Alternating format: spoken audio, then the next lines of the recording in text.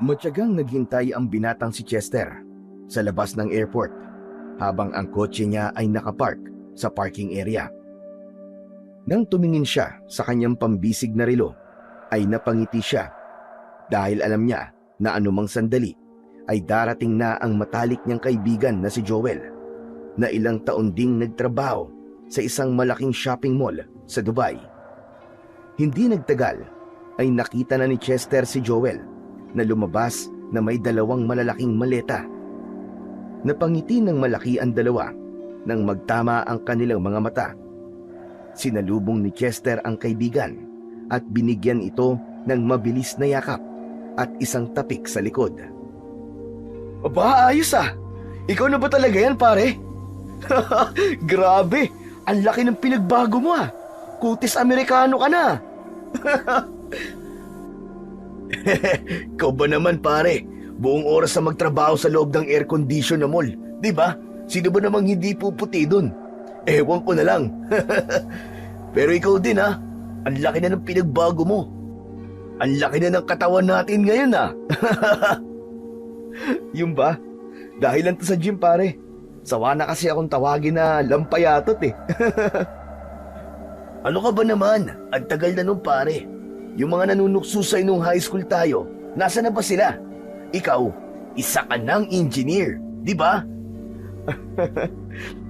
Wag na nga natin silang pag-usapan, pare. Sandali, yan lang ba ang mga dala mo? Meron pa, pero parating pa lang. Siguro ay sa susunod na linggo pa. Matapos ang maikling kwentuhan, ay inaya na ni Chester si Joel patungo sa kanyang sasakyan upang ihatid ito sa bahay nito na halos katabi lang ng bahay nila. Tinulungan niyang dalhin ang maleta ng kaibigan at pinagkasya nila yon sa likod ng kanyang sasakyan. Hindi nagtagal ay nagmaneho na si Chester habang si Joel naman ay nasa passenger seat. Aba, ang ganda rin itong sasakyan mo, Chester ah. Iba talaga kapag nakapagtapos ng pag-aaral. Kahit hindi na mag-abroad, ay may maayos sa trabaho dito sa Pilipinas. Para namang nagsisisi ka sa pagtatrabaho mo niyan sa Dubai, Joel. Ano ka ba? Mas madiskarte ka sa akin, no? Kita mo nga, at naunahan mo pa akong ipagpatayo ng bahay ang mga magulang mo. Saka, second hand lang tong sasakyan ko, no? Kaya minsan, bigla na lamang tinutopak. Saka na lang ako bibili ng brand new kapag natapos ko na yung pinapatayo kong bahay para kina mama at papa. Sa bagay, may punto ka, pare. Nakakatuwa, no? Na ang layo na natin sa dating binatilyo na maasim at mahilig magkating para maglaro ng video games na hinuhulugan ng piso. Sabay na nagkatawanan ang magkaibigan. Itinuon naman ni Chester ang atensyon sa pagmamaneo at hindi niya maiwasang mapangiti nang maalala ang mga kalokohan nila noon ni Joel. Magkababata sila ni Joel.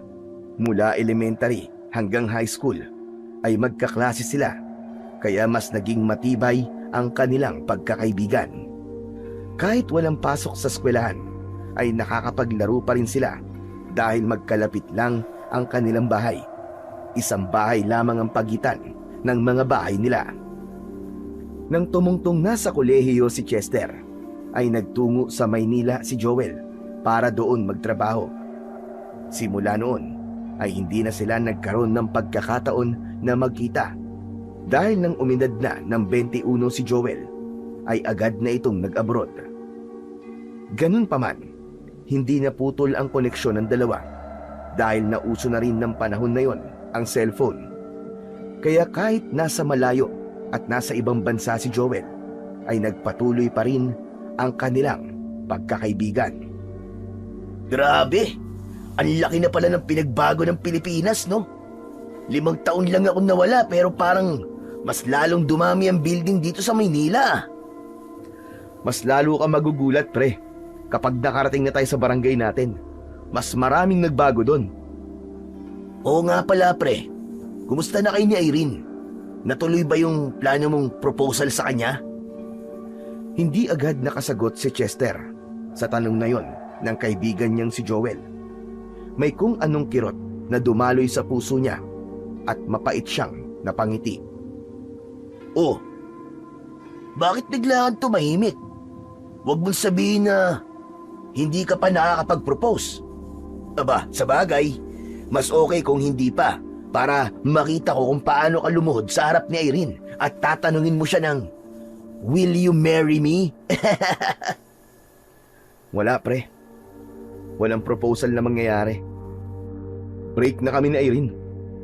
Magtatatlong buwan na. Huwag mo nga akong binibiro ng ganyan, pre. Kayo, ni Irene, magbe-break? Aba, imposible yata yun. Mula high school, kayo na ang magkasama, di ba? Kasal na nga lang talaga ang kulang sa inyong dalawa eh. Akala ko rin imposible na magkahiwalay pa kami. Pero totoo pare, wala na talaga. Hiwalay na kami ni Irene. Wow!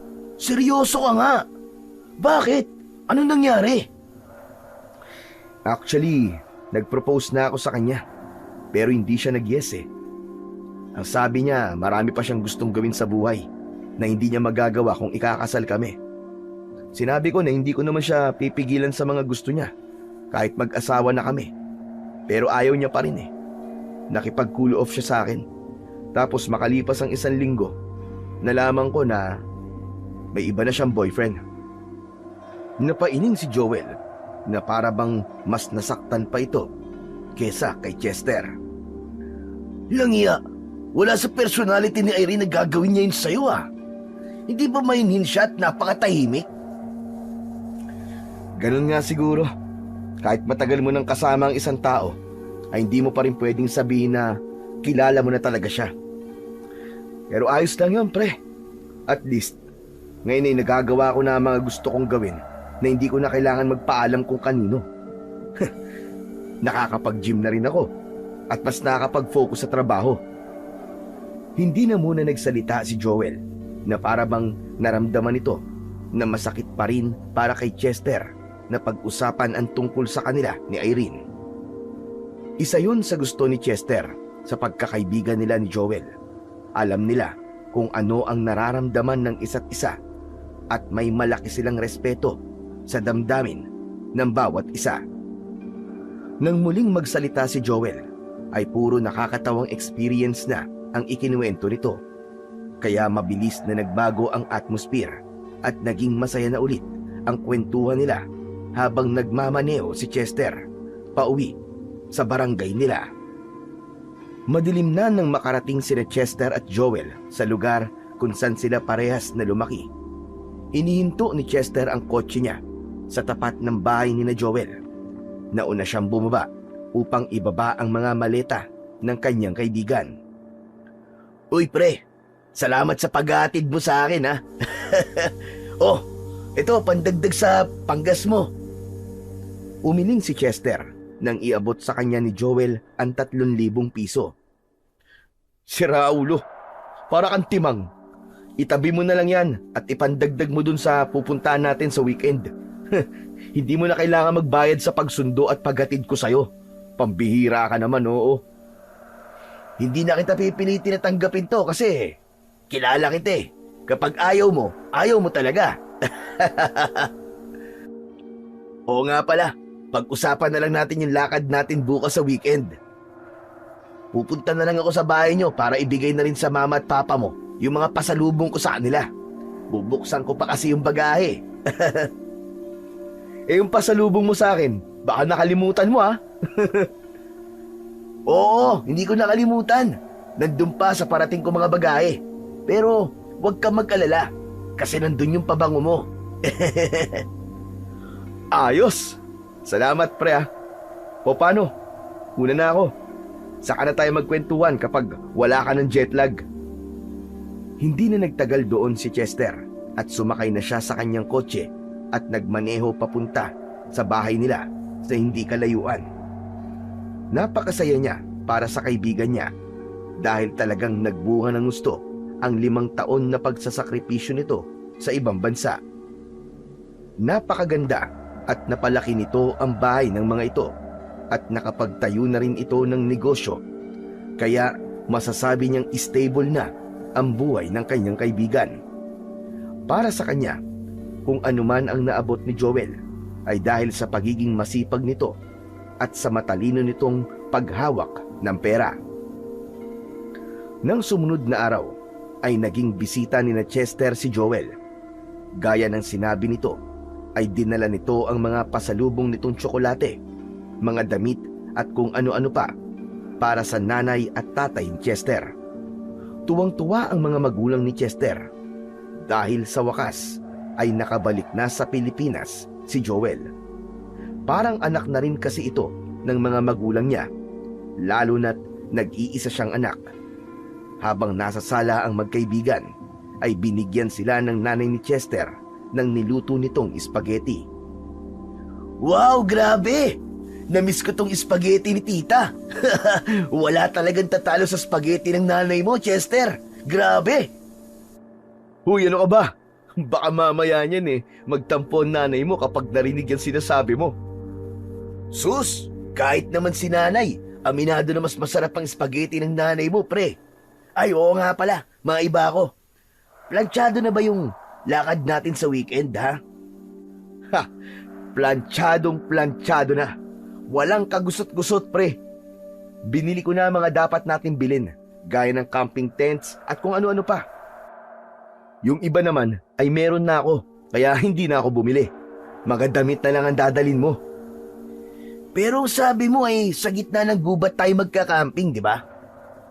Pre, hindi ba delikado ron? Ano ka ba? Safe doon. Actually pare, nagpunta na kami doon ni Irene last year. Nag-overnight kami at talagang napakaganda ng lugar. Lalo na yung lake na naron. Nako pare, panalo, untouched pare.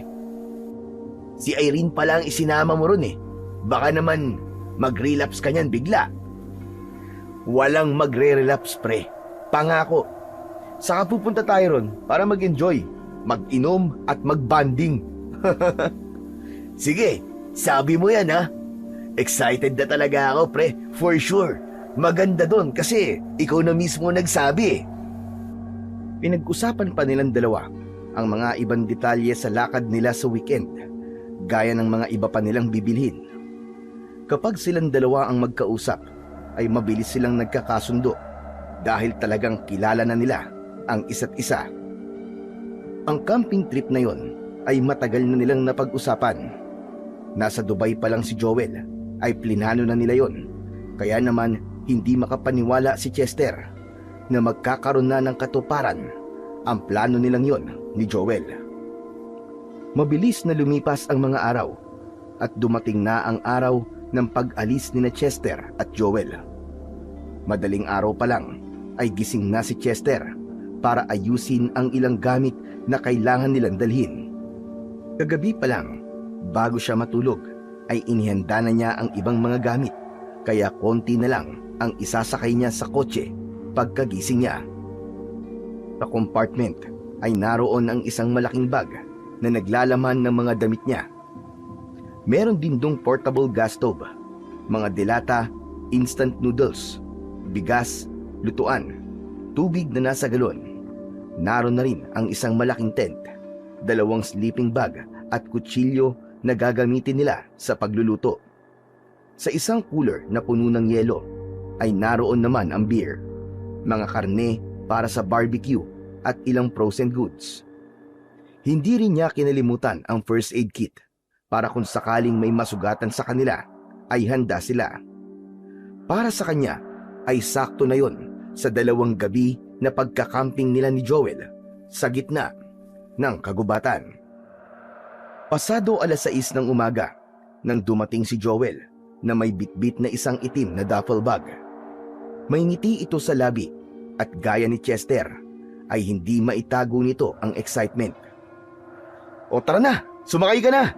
Parang ang dami mong dala pre Ipapaalala ko lang sa'yo, 2 gabi lang tayo doon ha. Hindi tayo titira sa gubat ng 1 buong taon. Mas okay nang handa, ikaw talaga Panigurado, palagi tayong maglalangoy sa lawa doon. Kaya mas maganda na marami akong damit na dala. Saka hindi ka ba nabibigatan sa mga ginto mong kwintas? Pambihira ka Parang masyado naman yatang marami yan pre. Tapos ang lalaki pa. Siyempre, pinaghirapan kong bili ng mga to Kaya dapat mong i-display. Tumawa si Chester habang sinisiguro na wala na silang nakalimutan. Hindi nagtagal ay pumwesto na siya sa driver's seat habang si Joel naman ay sa tabi niya. Inaandar na niya kagad ang kotse at binuksan ang aircon habang naririnig nila ang paboritong playlist ni Chester na puro mga lumang alternative rock na madalas nilang pinakikinggan nung high school. Walang traffic ng oras na yon at kakaunti pa lang ang mga sasakyan na nasa kalsada. Makalipas ang halos 5 oras na biyahe, ay tila nakaramdam na ng pagkainip si Joel. Malayo pa ba tayo, pre? Parang mauubos na yata ang buong araw natin sa kalsada. Huwag kang mainip, malapit na tayo. Don't worry, sobrang worth it talaga ng lugar na yon sa mahabang biyahe nating to. Sayang, at hindi pa ako marunong magmaneho. Eh di sana, napalitan na kita dyan. For sure, pagod ka na, pre. Ano ka ba, ayos lang. Sanay na ako sa ganito katagal na biyahe, no? Kapag umakyat tayo ng Baguio, mas matagal pa dito ang biyahe natin. Uy, Baguio! Minsan punta rin tayo ron. Pero mas maganda siguro kung kasama natin ang family natin. Magandang ideya yan. Sa susunod, yan ang paplanuhin natin. Ilang oras pa ang lumipas, ay narating na nila ang huling baryo bago ang masukal na bahagi ng daan. Bahagyang ipinasok ni Chester ang kotse niya sa gubat, pero hindi siya tuluyang nakapasok doon dahil hindi na kaya ng kanyang sasakyan. Bumaba na sila mula roon at ang una nilang dinala ay ang kanilang tent at mga bag na naglalaman ng kanilang mga damit. Nagsimula na silang mag-trekking papunta sa mismong lugar kung saan sila magkakamping. Makalipas ang halos kalahating oras na paglalakad sa masukal na daan, ay huminto si Chester sa ilalim ng isang malaking puno ng akasya. Nangingintab ang kanyang pawis at mabilis ang kanyang paghinga. Sa kanilang harapan ay nakita nila ang isang tanawin na bumura sa lahat ng pagod. Isang malawak at malinis na lawa ang bumungad sa kanila. Ang tubig doon ay tila salamin na kumikislap sa ilalim ng araw. Sa paligid ay may mga matatayog na mga puno na para bang tahimik na bantayon ng kalikasan. Kahit tirik ang araw, ay hindi nila ramdam ang init dahil sa dami ng puno sa paligid. O ano? Anong masasabi mo, pare? Pasado ba sa'yo? Pasadong-pasado, pare. Para tayong nasa loob ng postcard, ah. Grabe, tama ka. Worth it nga talaga ang napakahabang biyahe at paglalakad papunta rito. Ang maganda pa niyan, pare, tayo lang ang tao rito. Walang ingay at walang sisita sa atin kahit na ano pa ang gawin natin. Sa atin ang buong lugar na to, pare. Ayos, yan talaga ang gusto ko. Ayoko rin kasi talaga sa masyadong mataong lugar. Matapos yun, ay ibinaba na nila ang mga gamit na kanilang dala at sinimulan na nila ang pagtayo ng tent. Si Joel ang naglatag ng tarp, habang si Chester naman ang nagbuo ng frame. Sanay na sila sa ganung klase ng activity dahil noong kabataan nila ay madalas silang mag-camping sa bundok at doon nagpapalipas ng gabi. Sa loob ng ilang minuto ay natapos na nilang itayo ang malaking tent na maganda ang pagkakapwesto malapit sa lawa. Okay, ayos na, ayos na. Bumalik na muna tayo sa sasakyan para kunin yung mga pagkain at iba pa nating gamit. Okay, tara. Bumalik na sila sa sasakyan. Habang naglalakad sila, ay nagkekwentuhan sila. Pagdating sa sasakyan, ay agad nilang binuhat ang natitirang gamit, gaya ng isang cooler box na may karne at ang iba pa nilang mga pagkain at gamit. Nang makabalik na sila sa camping site, ay inayos na nila ang kanilang mga gamit. Gumawa ng ihawan mula sa bato si Chester at pinatungan niya yon ng stainless na griller. Sa ilalim ay naglagay siya ng uling at pinabaga niya yon gamit ang torch. Habang si Joel naman ay inilabas na ang marinated na liempo at manok. Inihaw nila ang marinated na liempo at manok at unti-unti nang lumaganap sa paligid ang masarap na amoy ng barbecue. Habang iniihaw ang huling batch ng karne, ay naghubad na si Chester ng t-shirt at naglakad papunta sa gilid ng lawa. Lumublob siya sa tubig na malamig sa una, pero sa pagtagal niya ay naging maligamgam na ang tubig. Sumunod na rin si Joel sa kanya. Grabe! Kakaiba pala ang tubig dito, pre. Para tayo nasa hot spring sa Pansula. Sabi mo pa, kaya nga nakaka-relax talaga dito, pre. Alam mo, kung wala lang nga talaga akong trabaho sa Lunes, ay baka 1 linggo tayo rito eh. Eh di, tumawag ka na sa boss mo, sabihin mo, magsisick leave ka. Sira ulo. Tsaka paano ako makakatawag? Eh walang signal ng cellphone dito, no? Anak nang, hindi pa pala ako makakapag-upload nito ng mga picture sa social media ko. Saka mo na gawin yun kapag nakaalis na tayo rito. Pero habang nandito tayo, i-enjoy muna natin ang lahat ng nasa paligid natin. Eh ano pa nga bang gagawin ko? Eh di mag-enjoy. Habang nakalubog ang kalahati ng katawan ni Chester sa tubig, ay bigla siyang kinabahan sa dahilan na hindi niya alam.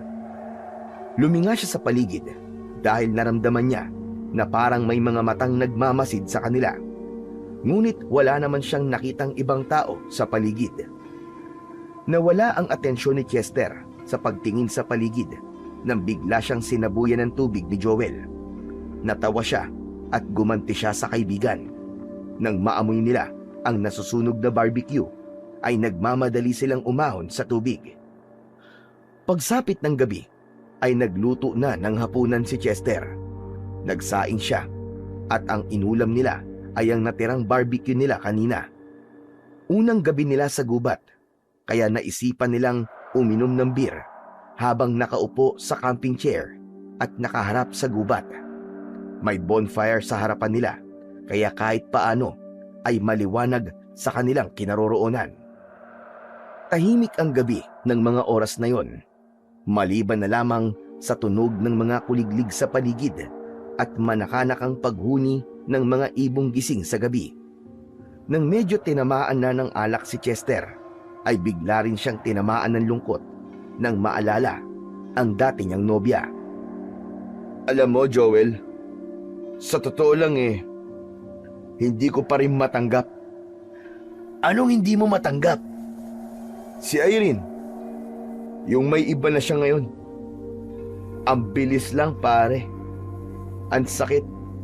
Nakakala ko cool off lang kami tapos biglang may kapalit na pala ako. Feeling ko nga, pre, habang kami pa sila na nung lalaking yun . Alam mo, masakit talaga yan, pre. Pero minsan, hindi mo naman talaga makokontrol ang puso ng isang tao .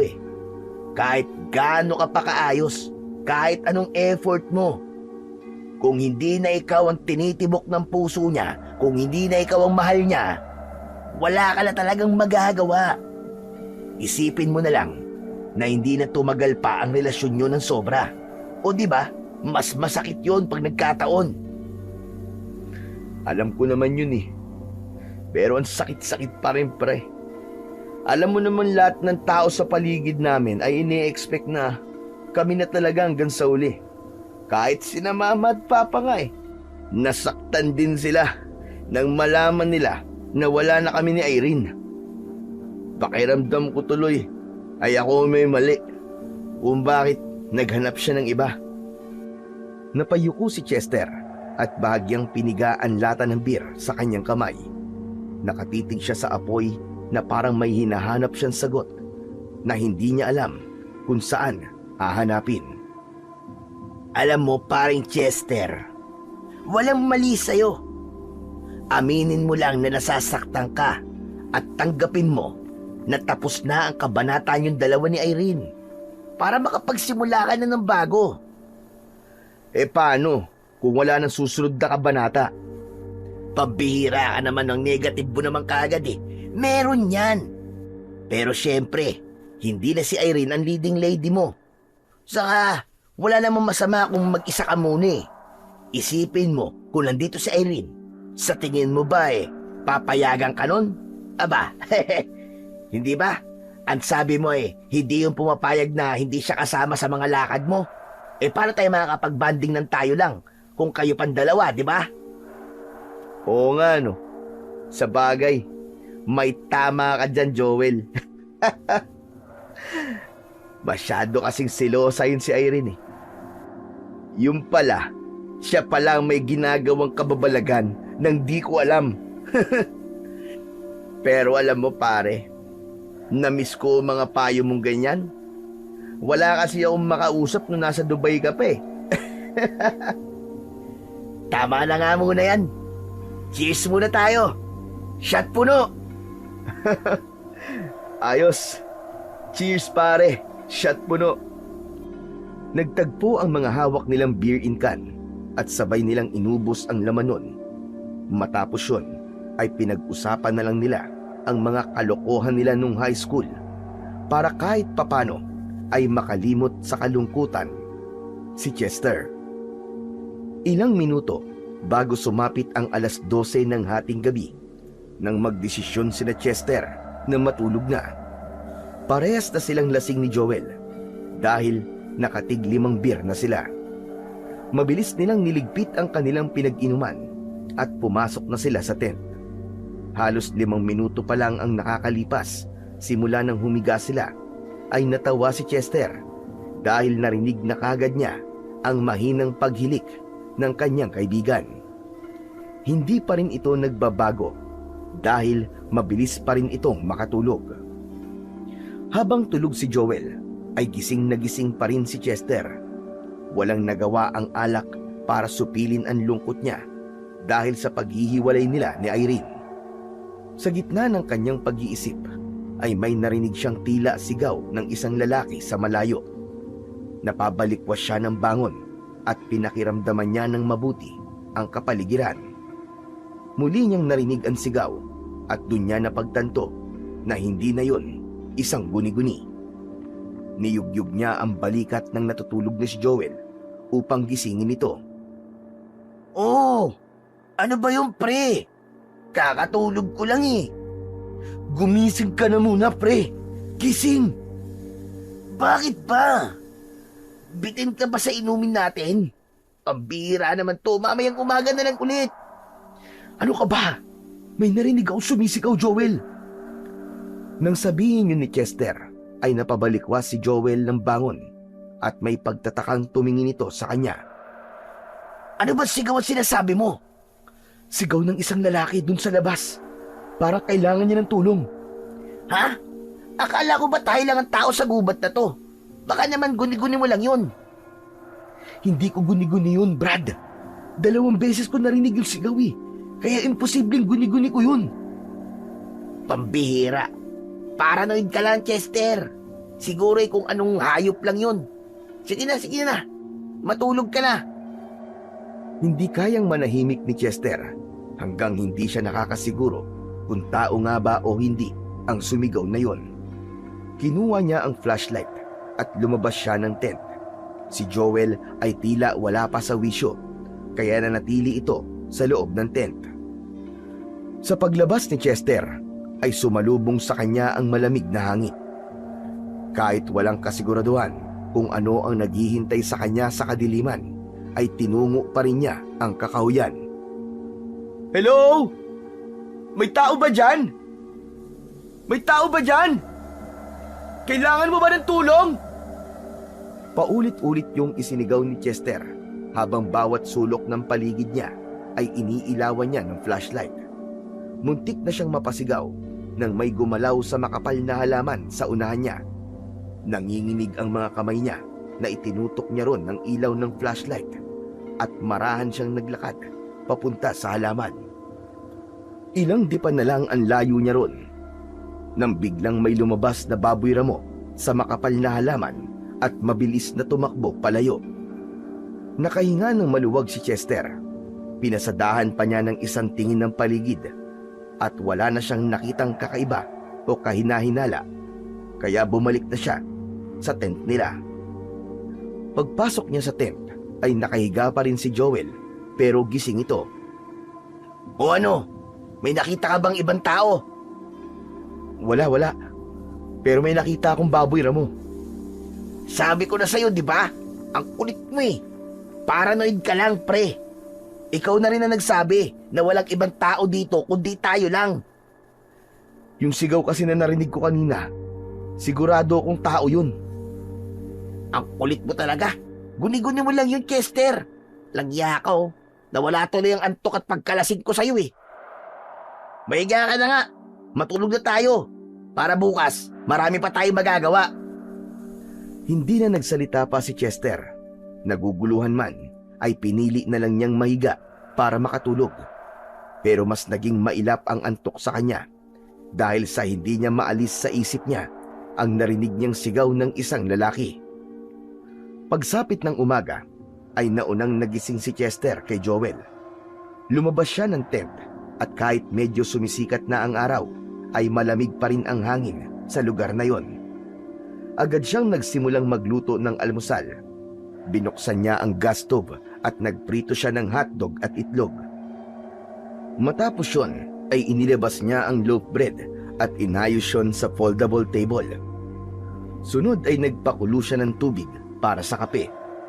Isinantabi muna niya ang nangyari kagabi dahil ayaw niyang masira ang bakasyon nila ni Joel. Hindi nagtagal ay lumabas na rin si Joel mula sa tent. Naghikab ito at inaya niya na itong mag-almusal. Pagkatapos nilang mag-almusal ay nagpahinga sila ng konti bago sila nagdesisyong maglakad-lakad. May kung anong hatid ang kagubatan na yon para kay Chester, lalo na't kasama niya ang matalik niyang kaibigan. Pre, naalala mo ba yung napag-usapan natin dati nung nasa Dubai ka pa? Yung negosyo na itatayo sana natin? Ah, yung tapsilugan? Oo, yun nga. Hindi ba ikaw ang nakaisip nun? Ano kaya kung ituloy na natin yun? Sure! Gusto ko ng negosyo na hindi puro stress, pare. Simpleng kita pero masaya. Saka gusto ko rin na meron tayong negosyong dalawa. Kailangan lang natin ng maliit na puhunan, pre. May naipon naman ako kung sakali na sisimulan na kagad natin yon. May savings din naman ako, pre. Siguro ay okay na ang perang meron tayo para sa pwesto at mga kakailanganing bilhin. After nitong bakasyon natin, simulan na kagad natin yan. Maghahanap kagad tayo ng pwesto. Ako na sa kusina, ikaw na sa marketing. Oo ba? Pero may isang kondisyon. Ano namang kondisyon yon? Dapat may free tapsilog ako araw-araw, ha? Alam mo naman na paborito ko yung tapa mo eh. Sira ulo ka talaga. Akala ko naman kung ano na. Walang problema. Deal na kagad yan. Tumawa silang pareho. Pero nang sandaling yon, ay tuluyan ng sumikat ang araw. Nagpatuloy sila sa paglalakad habang nagkwekwentuhan.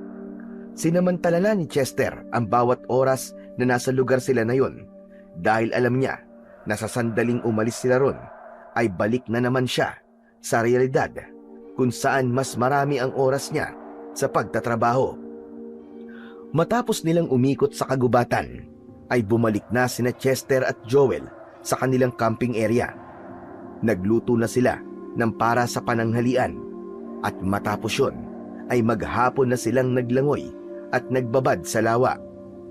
Kumuha rin sila ng mga litrato bilang remembrance. Pagsapit ng dapit hapon ay nagsimula na silang maghanda ng panibagong bonfire. Habang humihigop ng kape si Joel ay abala naman si Chester sa paghahanda ng mga sangkap para sa sinigang na hipon na magiging ulam nila sa hapunan. Nang kumagat na ang dilim ay nagsindi sila ng ilaw sa tent. Tapos na ring magluto si Chester, kaya kumain na sila ni Joel habang walang tigil ang kwentuhan nila sa kung ano-anong bagay. Habang nakaupo si Chester sa camping chair at nakatanaw sa lawa, ay umupo si Joel sa bakanting upuan sa tabi niya. Inabutan siya nito ng malamig na beer na nasa bote. Bukas na yon, kaya agad niya yung tinungga. Maglalasing pa ba tayo ngayong gabi? Ipapaalala ko lang sa'yo ha. Napaalis na tayo bukas. Magdadrive pa ako. Kahit isa o dalawang bote lang, pre. Pampantok lang. Muling tumingin si Chester sa lawa at bumuntong hininga. Narinig niya ang mahinang pagtawa ni Joel, kaya napalingon siya rito. Ang lalim naman ng paghinga mo.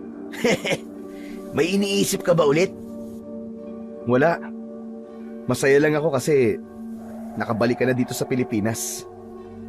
Alam mo namang ikaw lang ang kaibigan ko, di ba? At least ngayon, mas madalas na tayong makakapag-banding. Tama ka dyan, Chester. Marami pa tayong pupuntahan na lugar at baka nga bumalik pa tayo dito eh. Malay mo, pagbalik natin dito ay kasama na natin ang mga girlfriend natin, di ba? Hindi pre. Ayoko na muna siguro magkaroon ng girlfriend. Magpo-focus muna ako sa trabaho at saka sa tapsilugan natin. Magsasalita pa sana si Joel, pero nakarinig sila ng papalapit na yabag sa kanila. Nagkatinginan silang dalawa at sabay na tumayo. Nanlaki ang mga mata ni Chester nang makita nila ang isang dugoang lalaki na pasuray-suray na naglalakad. May hawak itong mahabang bagay na hindi niya mawarian kung ano. Biglang natumba ang matandang lalaki. Sumubsob ito sa lupa, pero agad din itong nag-angat ng ulo at itinaas ang isang kamay. Tulugan niyo ko! Tulugan niyo ko! Lalapitan sana ni Chester ang matandang lalaki, pero pinigilan siya ni Joel. Hinawakan nito ang braso niya. Huy! Anong gagawin mo, pre? Tutulungan ko yung matanda. Sabi ko na nga ba may ibang tao rito eh. Ang dali lang, pre. Bakong ano yan? Hindi ba may mga ganyang modus na kunwari kailangan ng tulong tapos magdanakaw pala? Pambihira. Ikaw pala ang paranoid sa ating dalawa, Joel eh. Tignan mo nga. Duguan siya at mukhang maraming sugat. Dali, ilabas mo yung first aid kit sa bag ko. Bilisan mo. Halatang may pagdadalawang isip na sumunod si Joel, habang si Chester naman ay nilapitan na ang matandang lalaki at dun niya nakita ang maraming kalmot at kagat sa katawan nito.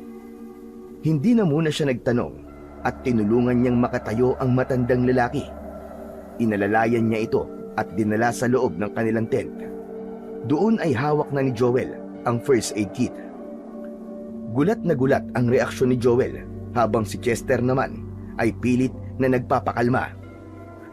Tatang, huhubarin ko po ang damit nyo ha. Pasensya na po, pero kailangan ko pong linisan ang sugat nyo gamit ang alkohol. Tulugan niyo ko. Parang awa niyo na. Huwag niyo kong ibibigay sa kanya. Tatang, kumalma po muna kayo. Ligtas na po kayo. Anong nangyari sa kanya, pare? Ang dami niyang kagat at kalmot. Inatake ba siya ng isang mabangis na hayop? Hindi ko rin alam, pre. Mamaya na natin siya kausapin. Tulungan mo muna akong linisin ang mga sugat niya sa katawan. Nagulat si Chester nang biglang hinawakan ng matandang lalaki ang braso niya. Nanlalaki ang mga mata na tinitigan siya nito. Kinilabutan siya sa paraan ng pagtitig ng matandang lalaki sa kanya. Ramdam niya ang labis na takot nito. Tatang, bakit po? Kapag may binatag naghanap sa akin, ay huwag niyong sasabihin na nandito ko. Sabihin niyo na hindi niyo ako nakita. Papatayin niya ako. Hindi lang ako, kundi pati na rin kayong dalawa. Yan na nga ba ang sinasabi ko, pre? Problema ang dala ng matandang yan. Dapat hindi mo na siya tinulungan. Pabayaan na natin siya. Tumahimik ka nga muna, Joel. Muling ibinalik ni Chester ang atensyon niya sa matandang lalaki na duguan. Kung ganon, tatang, may gusto pong pumatay sa inyo. Kailangan po nating humingi ng tulong sa mga pulis. May sasakyan po kami. Yung po ang gagamitin natin para makaalis dito at madala po kayo sa ospital. Pare, ano ka ba? Huwag ka maniwala kagad sa sinasabi ng matandang yan. Baka mamaya modus nga lang yan. Itinaas ni Chester ang isa niyang kamay. Sumenya siya kay Joel na tumahimik muna ito dahil tila meron siyang narinig na yabag na papalapit sa kanilang tent. Hanggang sa naging malinaw na ang mga yabag, mas lalong tumindi ang takot sa mukha ng matandang lalaki. Sigurado ko, siya na yan. Paparating na siya. Huwag po kayo mag-alala, Tatang. Kami pong bahala. Dito lang po kayo. At kahit na anong mangyari, huwag po kayong lalabas o gagawa ng ingay. Hindi nagtagal ay nakakita sila ng anino ng isang lalaki sa labas ng tent. Tahimik nilang pinahiga ang matandang lalaki at tinakpan nila ito ng 2 sleeping bag. Huminga muna ng malalim si Chester bago siya lumabas ng tent. Agad na sumunod naman sa kanya ang kaibigan niyang si Joel. Isang matangkad na lalaki na sa tingin nila ay kaedad lang nila ang nakita nilang nakatayo malapit sa bonfire. Seryoso ang mukha nito at medyo matalim ang tingin ng mata. May takot na naramdaman si Chester sa lalaki pero hindi niya yon ipinahalata. Magandang gabi sa'yo, kaibigan. May kailangan ka ba? Ako si Juban. Nakatira ako malapit dito sa gubat. May itatanong lang ako sa inyo. May nakita ba kayong matandang lalaki na duguan at sugatan? Wala naman. Kanina pa kami rito pero wala kami nakikita. Di ba, pre? Hindi agad nakasagot si Joel, kaya pasimple itong siniko sa braso ni Chester. Oo. Wala kami nakita. Matutulog na nga sana kami. Sigurado ba kayo? Huwag kayong magsisinungaling sa akin. Bakit naman kami magsisinungaling? Wala talaga kami nakita eh. Saka anong dahilan namin, di ba, para magsinungaling sa'yo? Hindi ka naman namin kilala. Mag-iingat kayo sa matandang lalaki na yon. Magnanakaw yon. At baka pagnakawan kayo. Nagnakaw siya sa bahay namin. At nanlaban siya. Kaya siya sugatan. Sige. Salamat sa paalala. Tumingin muna ang lalaki sa paligid bago yun naglakad palayo pabalik sa gubat. Babalik na sana si Chester sa loob ng tent nang hawakan ni Joel ang kamay niya. Pre, sandali lang. Hindi mo ba narinig yung sinabi ng lalaki? Magnanakaw daw yung matanda na nasa loob ng tent natin. Sabi ko na sa iyo eh, masama ang kutob ko sa matandang yon. Hindi, pre. Mas naniniwala ako dun sa matandang lalaki kaysa sa lalaking nakausap natin. Hindi mo ba nakita kung gaano kadami ang sugat ng matanda sa katawan? Sa tingin ko, ay nagsasabi siya ng totoo na may gustong pumatay nga sa kanya. Ewan, di ko na alam kung anong iisipin ko. Ang gusto ko lang naman ay mag-relax eh. Bakit naman may ganitong pangyayari pa? Ano nang gagawin natin? Dadali natin sa ospital yung matandang lalaki. Sa dami ng sugat niya, hindi nakakayanin yun ng alkohol lang. Doktor na ang kailangan niya. Pagkatapos, magre-report tayo sa mga pulis. Hindi na hinintay pa ni Chester na magsalita si Joel dahil alam niyang naghahabol na sila ng oras. Kapag hindi kagad sila kumilos, ay baka mamatay pa ang matandang lalaki sa dami ng dugong nawawala rito. Naunang pumasok sa tent si Chester, nakita niya ang matandang lalaki na nakaupo sa isang sulok at nanginginig sa sobrang takot. Doon niya napansin na ang mahabang bagay na hawak nito ay isang buntot ng pagi. Tatang, aalis na po tayo. Dadalhin po namin kayo sa ospital para malapatan po ng tamang lunas sa mga sugat niyo. Inalalayan ni Chester ang matandang lalaki na lumabas ng tent. Sa labas ay kagad namang umagapay si Joel sa pagtulong.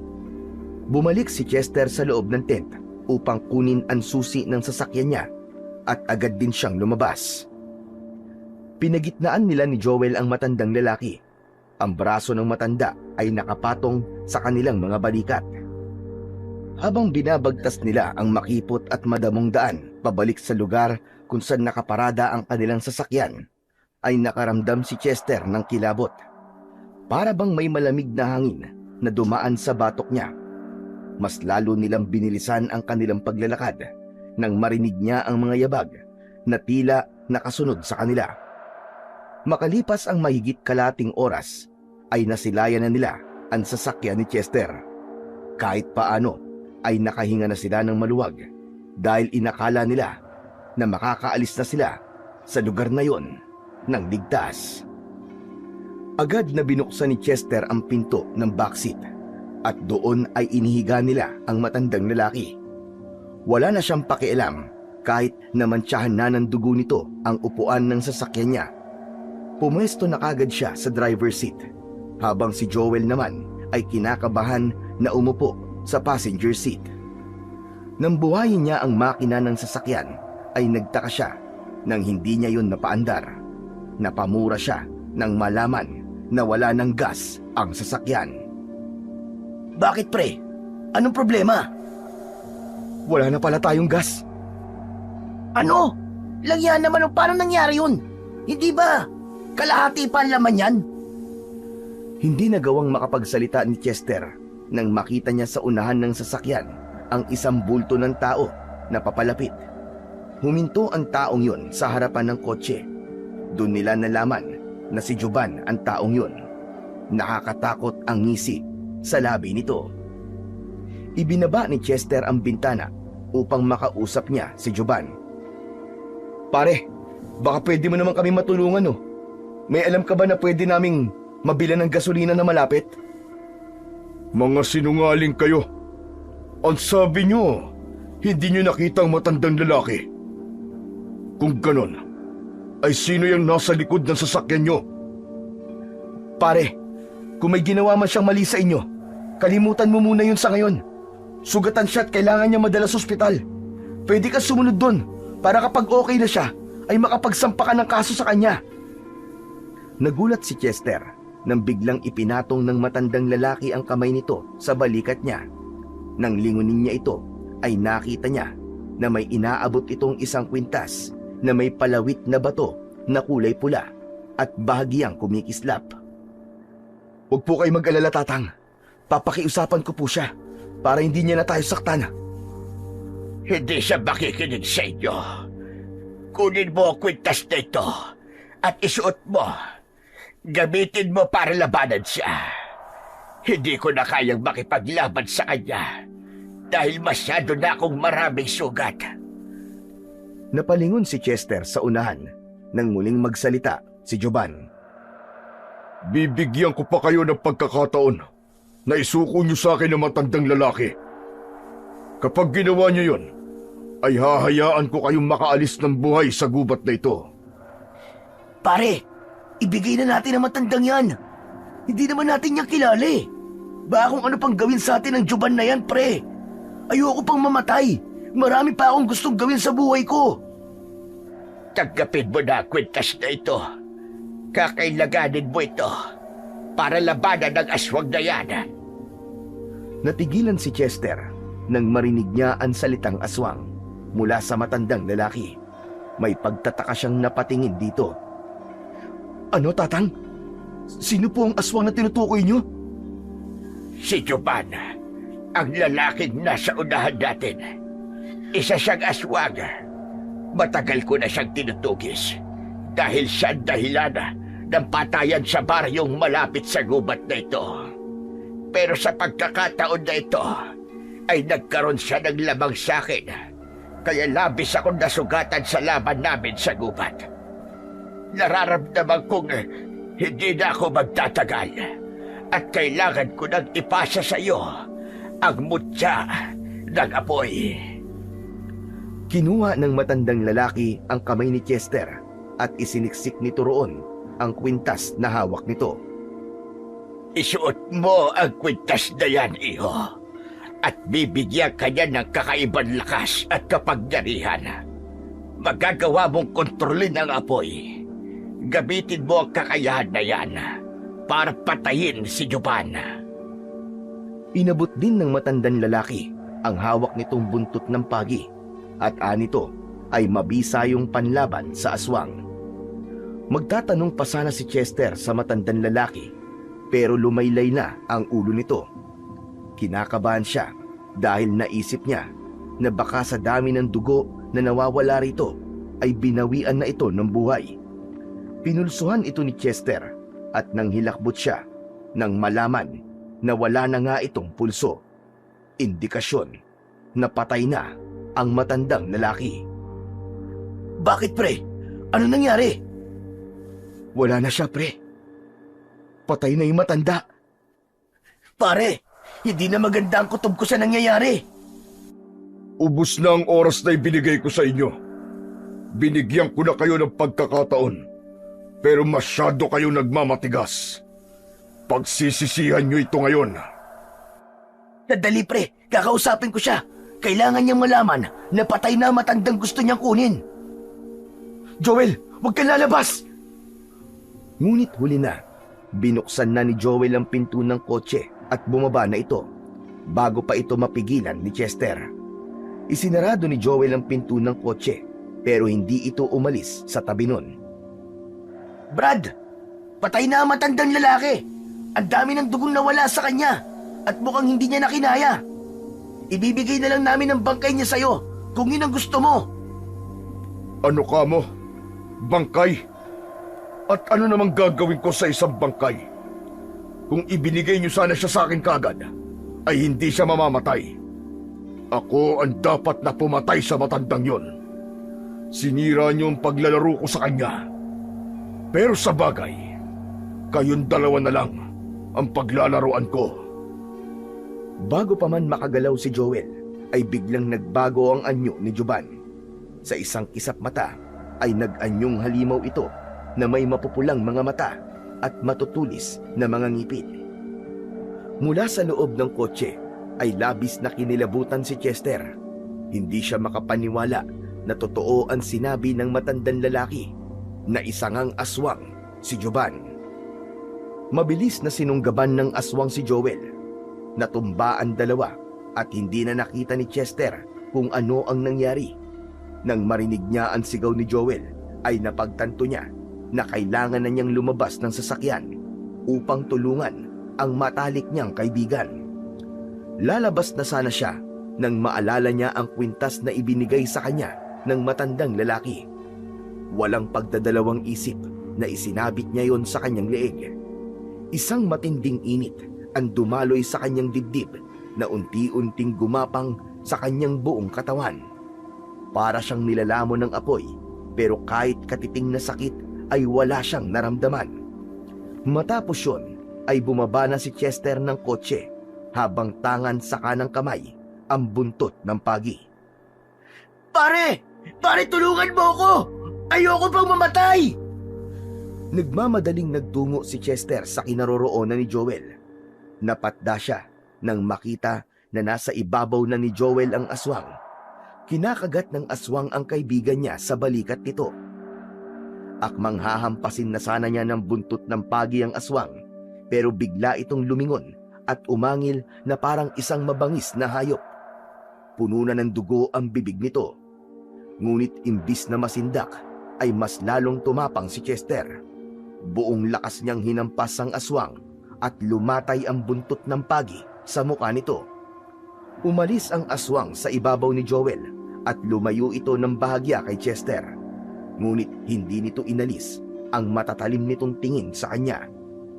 Alam ni Chester na dapat sa sandaling yon ay natatakot na siya. Pero kahit nakatiting na takot ay wala siyang naramdaman. Tila ba may dumadaloy na kakaibang lakas at tapang sa kanyang mga ugat na sigurado siyang nagmumula sa kwintas na kanyang suot. Joel, pre! Pumasok ka sa kotse, bilisan mo! At wag kang lalabas kahit na anong mangyari! Sigaw ni Chester sa kanyang kaibigan habang hindi inaalis ang tingin sa aswang. Nagmamadaling gumapang si Joel at halos hindi na ito makatayo ng maayos, ngunit nagawa nitong makapasok muli sa loob ng sasakyan. Isang malakas na alulong ang narinig nila mula sa aswang. Matapos yun, ay mabilis itong umatake papunta kay Chester. Tumalon ito ng pagkataas-taas at sumugod direkta papunta sa kanya. Pero mabilis siyang nakaiwas. Umikot si Chester at hinampas niya sa likod ng aswang gamit ang buntot ng pagi. Napaiktad ito sa sakit at nang humarap ito sa kanya ay mas lalo pang tumindi ang galit nito. Sa kabila ng tapang na meron si Chester, ay wala pa rin siyang ideya kung paano niya matatalo ang aswang. Hanggang sa naalala niya ang sinabi ng matandang lalaki na ang palawit ng kwintas na ibinigay nito sa kanya ay ang mutya ng apoy at meron itong kakayahan na kontrolin ang apoy. Mabilis na nag-isip si Chester hanggang sa isang ideya ang pumasok sa kanyang utak. Lumapit siya sa tabi ng bintana ng kotse kung saan naroon si Joel. Kinatok niya ang bintana at agad naman yung binuksan ni Joel. Pre, pumasok ka na rito! Sa tingin ko hindi mo kakayanin talunin yan! Kung hindi ko siya mapapatay, pre, ay tayo ang papatayin niya. May lighter ako dyan, pre, sa compartment. Kunin mo! Bilisan mo! At ano naman gagawin mo sa lighter, pre? Basta! Huwag ka na magtanong! Kunin mo na lang! Bilis! Mabilis na binuksan ni Joel ang compartment at naghalugog ito roon. Pare, wala naman lighter dito eh! Meron dyan, hanapin mo! Dali na! Sa loob ng sasakyan ay nanginginig na ang kamay ni Joel habang kinakapa-kapa ang loob ng compartment sa harap ng passenger seat. Hindi nagtagal ay nakuha na nito ang lighter at agad niya itong ibinigay kay Chester. Kinuha ni Chester ang lighter at agad niya yung sinindihan. Isang maliit na apoy ang lumitaw na tila sumasayaw-sayaw sa mahinang pag-ihip ng hangin. Itinuon ni Chester ang atensyon niya sa maliit na apoy na nilikha ng lighter at nag-concentrate siya. Inisip niya na kaya niya yung kontrolin hanggang sa naramdaman niya ang koneksyon nila ng maliit na apoy sa lighter. Hanggang sa biglang sumiklab ang maliit na apoy.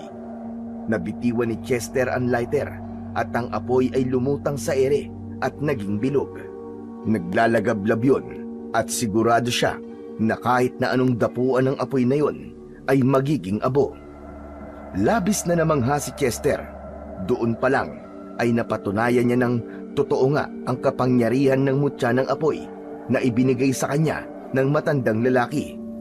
Hanggang sa nakita niya ang aswang na umatras at mukhang tatakas na.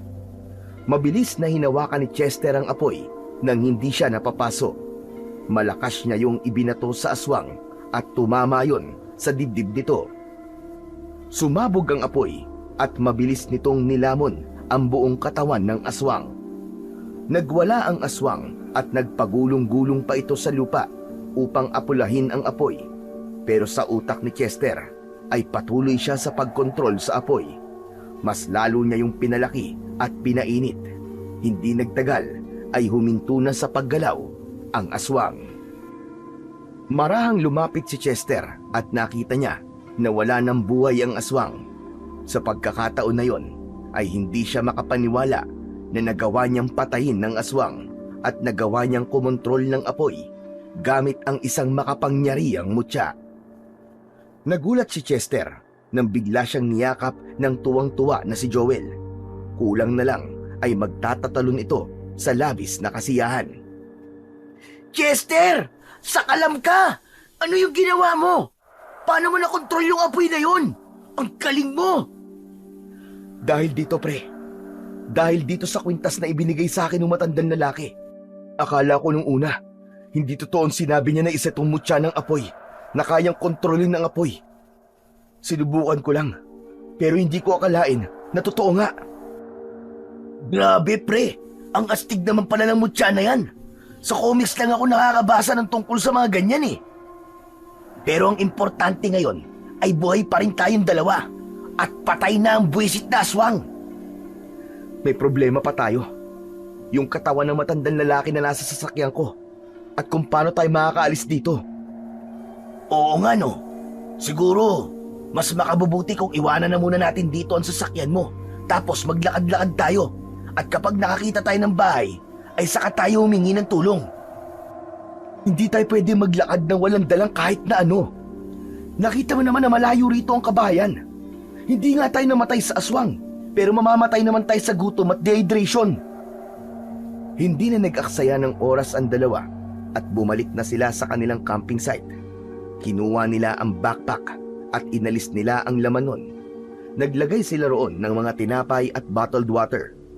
Dinala rin nila ang kutsilyo at maliit na torch.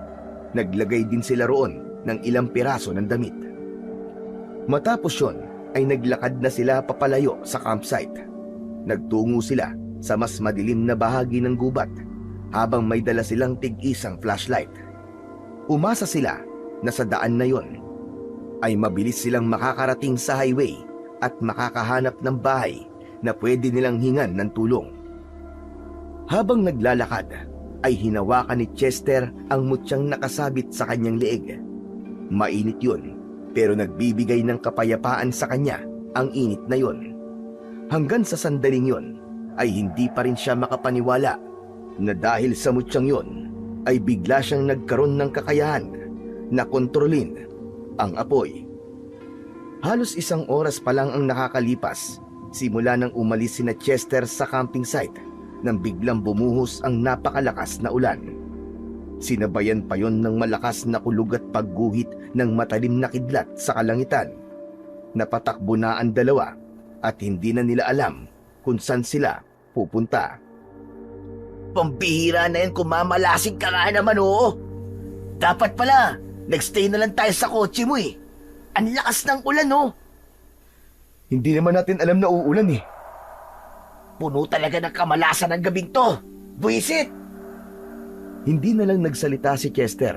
Sa kabila ng pagtakbo nila ay malikot ang mata niya. Umasa siya na kahit nasa gitna sila ng kagubatan ay makakakita pa rin siya ng maaari nilang masilungan. Hanggang sa mapahinto si Chester nang may napansin siya sa gilid ng kanyang mata na tila isang liwanag. Pinakatitigan niya ang liwanag sa hindi kalayuan at pilit niyang inaninag kung ano yon. Napahinto na rin si Joel na nasa unahan niya at may pagtataka itong tumingin kay Chester. Pare, ano ba ginagawa mo dyan? Tara na! Baka malapit na tayo sa kalsada eh. Sandali lang pre. May nakikita kasi akong liwanag eh. Baka may bahay dun. Lumapit si Joel sa kanya at itinuro niya rito ang liwanag na nakikita niya. Aba, oo nga no. Parang may bahay sa liwanag na yun. Ano, puntahan na lang ba natin? Sige, mabuti pa nga puntahan natin. Baka maaksidente pa tayo dito sa gubat kung magpapatuloy tayo sa paglalakad eh. Masyado nang madulas ang daan at hindi natin kabisado ang gubat. Ipagdasal na lang natin na bahay nga talaga yung pinanggagalingan ng liwanag na yun. Nagpatiuna na si Chester sa paglalakad papunta sa liwanag. Agad na sumunod naman sa kanya si Joel. Nang marating nila ang maluwag na bahagi ng gubat ay huminto na ang dalawa. Sa pagitan ng mga puno ay nasilayan nila ang isang maliit na bahay. Mula sa isang bintana ay nakita nila ang lampara na pinagmumulan ng liwanag na nakita nila sa malayo. Tama nga ang hinala mo, pre. Ang galing mo. May bahay nga talaga. Sinabi ko naman sa iyo eh. Dahan-dahan silang lumapit sa bahay. Huminto sila sa pinto na gawa sa makapal na uri ng kahoy. Kumatok si Chester ng 3 beses doon. Tao po! Tao po! May tao ba dyan? Baka pwede niyo po kaming tulungan! Tao po! Hindi nagtagal ay bumukas ang pinto pero sabay na napaatras sina Chester at Joel nang bumungad sa kanila ang isang may edad na lalaking may makapal na balbas at bigote. May hawak itong itak na nakaumang sa kanila. Matangkad ang lalaki at may matipunong pangangatawan. Sino kayo? Anong ginagawa niyo sa bahay ko na ganitong oras? Sandali, sir. Sandali lang. Chill lang po kayo. Hindi po kami masasamang tao. Kailangan lang po namin na matutuluyan ngayong gabi. Sir, nagcamping po kasi kami. Tapos naglakad-lakad po kami hanggang sa naligaw na po kami. Hindi na po namin nakita ang daan pabalik sa camping site namin. Tapos, bigla pa pong umulan. Kahit ngayong gabi lang po sana, sir. Patuloyin niyo po kami. Siniko siya ni Joel at nang tignan siya nito ay pinanlakihan niya ito ng mata. Alam ni Chester na nagtataka ang kaibigan niya kung bakit hindi niya sinabi ang totoong nangyari sa kanila. Mataman silang tinignan ng lalaki at maya-maya pa ay ibinaba na nito ang hawak nitong itak. Nilakihan nito ang pagkakabukas ng pinto at pinapasok na sila. Abot langit ang pasasalamat ng dalawa nang sa wakas ay pumayag na ang lalaki na makituloy sila sa bahay nito. Nanginginig na sa lamig sina Chester at Joel ng sandaling yon. Basang-basa na sila ng ulan. Siguraduhin niyo lang na hindi kayo masasamang loob. Dahil kapag may ginawa kayong hindi maganda, habang nandito kayo sa loob ng aking pamamahay, ay hindi niyo magugustuhan ang gagawin ko sa inyo. Promise, sir. Hindi po kami masasamang loob. Ako nga po pala si Chester. Ito naman po ang kaibigan ko, si Joel. Ako naman si Gonzalo. Kung gagamit kayo ng banyo, ay nasa likod ng bahay ang banyo. Pwede kayong dumaan sa pinto sa may kusina para makalabas. Itinuro ni Gonzalo ang pinto sa may kusina. Muling nagpasalamat si Chester sa lalaki bago sila nagtungo sa likod ng bahay. Pagdating doon, ay tinapik siya sa balikat ni Joel, kaya napahinto siya sa pagpasok sa banyo. Chester, sandali lang. Bakit hindi mo sinabi dun sa lalaki ang totoong nangyari sa atin? Na may iniligtas tayo matandang lalaki na namatay din naman at inatake tayo ng isang aswang. Naisip ko kasi, pre, na baka pag sinabi natin yon, ay baka hindi niya tayo patuluyin. Baka isipin niya na nagsisinungaling tayo o kaya ay mga adik tayo. Kaya nagsinungaling na lang ako sa kanya. Oo nga no. Sa bagay may point ka, pare. Pero ano na ang gagawin natin ngayon? Eh ano pa nga ba? Dito na muna tayo ngayong gabi. Tapos bukas ng umaga ay maglalakad na tayo palabas ng gubat na to. Mas ligtas kung umaga tayo maglalakad kaysa ngayong gabi. Malay ba natin kung may iba pang aswang sa labas? Pero wala ka bang napapansin kay Gonzalo? Parang nakakatakot siya, pre. Ang talim ng mga mata niya. Para bang papatay ng tao. Baka nagulat lang yun sa atin, pre. Kahit naman siguro sino na nakatira sa gitna ng gubat tapos may biglang kakatok sa bahay niya ng ganitong oras, ay ganun din ang magiging reaksyon. Pre, pwede bang mamaya na lang tayo mag-usap? Nilalamig na talaga ako eh. Kailangan ko na maligo at magpalit ng tuyong damit. Okay, sige. Ikaw na muna ang maligo tapos sunod ako. O baka gusto mo, sabay na tayo para tipid sa oras. Sira ulo ka talaga. Sige na nga, maghintay ka na lang dyan. Bibilisan ko na lang ang pagligo ko. Binaba ni Chester ang bag na dala nila at mula roon ay kumuha siya ng malinis na damit. Iniwanan niya kay Joel ang bag at pumasok na siya sa banyo. Pagkasarado niya ng pinto ay ipinatong niya ang flashlight sa may patungan ng sabon upang kahit papano ay magkaroon siya ng liwanag doon. Meron dong isang malaking drum na puno ng tubig. Naroon din ang isang lumang tabo na kulay pula. Nagubad na si Chester ng basa niyang damit at nagsimula na siyang maligo. Habang naliligo ay naisip niya na sa kabila ng hindi magagandang nangyari ng gabing yon ay mapalad pa rin sila ni Joel dahil nakakita sila ng bahay na masisilungan nila sa gabing yon. Nang natapos ng maligo ang magkaibigan ay sabay silang bumalik sa loob ng bahay ni Gonzalo. Pagdating sa kusina ay naroon ang lalaki. May nakapatong na 2 mug na umuusok. Pinaggawa ko kayo ng mainit na tsokolate. Uminom na muna kayo niyan para mainitan ang katawan nyo. Maraming salamat po, Mang Gonzalo. Umupo na ang dalawa at agad na humigop si Chester ng mainit na tsokolate. May ginhawa siyang naramdaman nang gumuhit ang mainit na pakiramdam sa kanyang lalamunan papunta sa kanyang tiyan. Wow! Ang sarap po nito ah! Hindi po ganong matamis. Mang Gonzalo, wala naman po itong lason o pampatulog, di ba? Kung wala kayong tiwala sa akin, ay makakaalis na kayo. Ako nga ang dapat na magduda sa inyo dahil kayo ang bigla na lang kumatok dito sa bahay ko ng ganitong oras. Huwag niyo pong pansinin yung kaibigan ko. Mapagbiro po talaga yan eh. Pasensya na po kayo. Pwes, hindi ako natutuwa sa birong ganon. Nako, sorry po, Mang Gonzalo. Hindi na po ako magbibiro ulit. Tinignan ni Chester si Joel at pinanlakihan niya ito ng mata.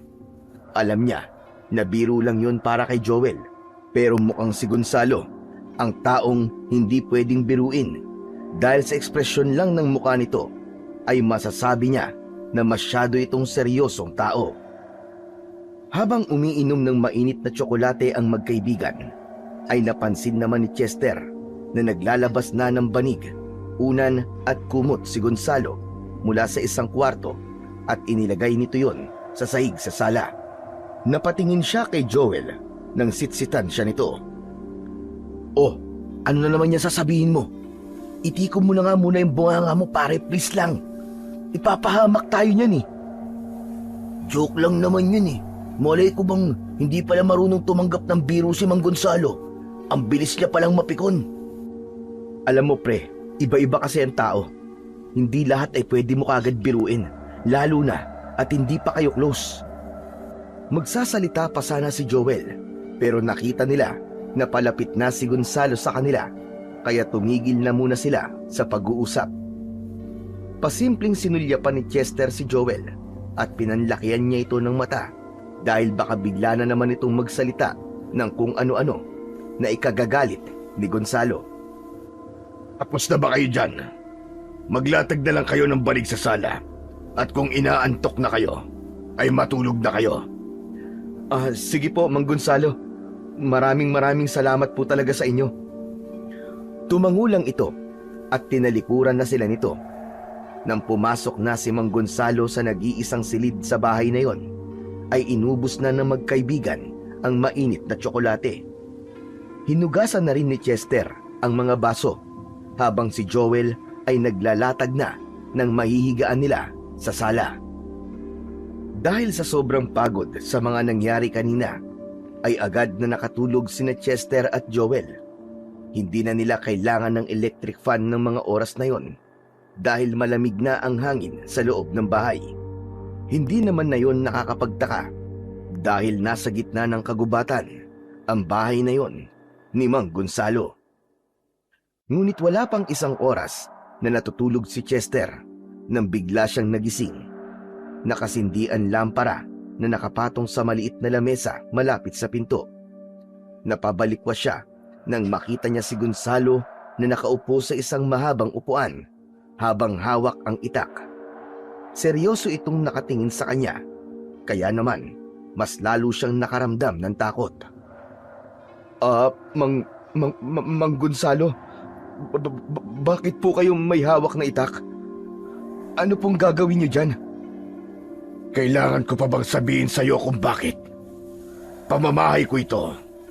Lahat ng hahawakan ko dito ay wala ka na dapat pakialam.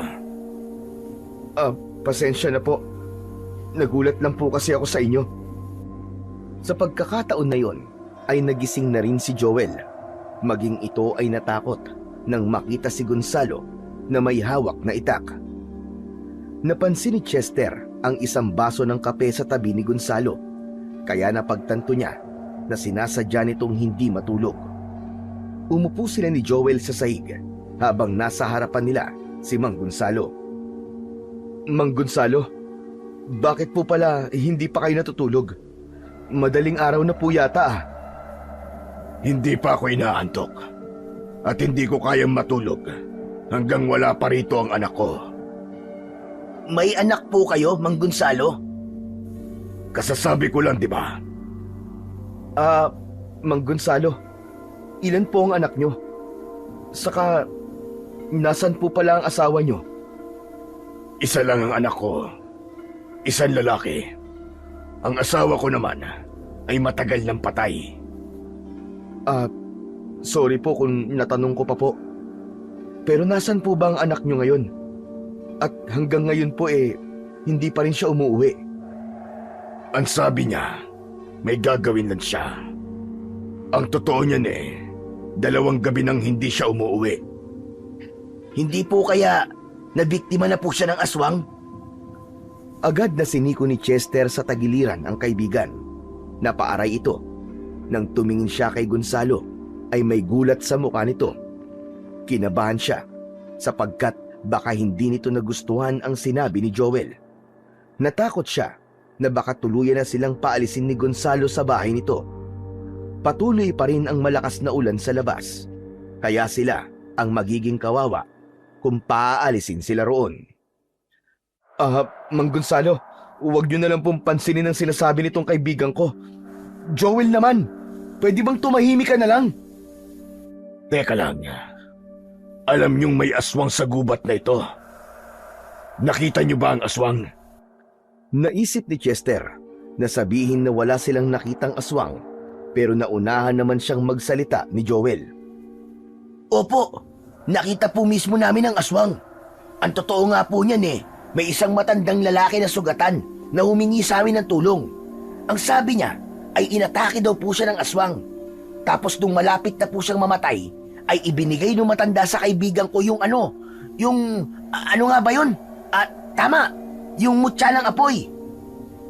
Hinawakan ni Joel ang mutya ng apoy na nakasabit sa leeg ni Chester, pero agad nito yung binitiwan at sinipsip nito ang mga daliri. Aray! Ang init pala niyan. Parang nagbabagang uling Bakit mo kasi hinawakan? Hindi naman sa ito binigay. Napansin ni Chester na titig si Gonzalo sa mutya ng apoy. Bagya siyang nakaramdam ng kaba dahil doon. Ang pangalan pa ng matandang tinutukoy niyo ay Mang Arman. Hindi po namin alam Hindi na po namin natanong ang pangalan niya kasi sobrang bilis po ng mga pangyayari. Kung ganon, ay hindi pala totoong naliligaw kayo. Ano ba talaga ang totoong nangyari sa inyo? Mas lalong kinabahan si Chester sa biglang pagtataas ng boses ni Gonzalo. Mang Gonzalo, opo. Nagsinungaling nga po kami sa inyo. Pasensya na po. Ang totoo po niyan may aswang po talaga na umatake sa amin. Tapos, aalis na sana kami gamit yung kotse ko. Pero wala na palang gas. Kaya naisipan po naming maglakad ng kaibigan ko. Hanggang sa umulan naman po at napadpad po kami rito sa bahay nyo. Yun po talaga ang totoo. Wala na pong halong kasinungalingan yun. Hindi na po namin sinabi sa inyo ang totoo kasi baka isipin niyo po na mga siraulo kami o di kaya adik kapag sinabi po naming inatake kami ng aswang. Opo, totoo po sinasabi ng kaibigan ko, Mang Gonzalo. Pero kung galit po kayo at papaalisin niyo po kami, itong si Chester na lang po ang paalisin niyo kasi siya po ang nakaisip na wag sabihin sa inyo ang totoo Talaga ba, Joel? Laglagan? Akala ko ba magkaibigan tayo? Joke lang.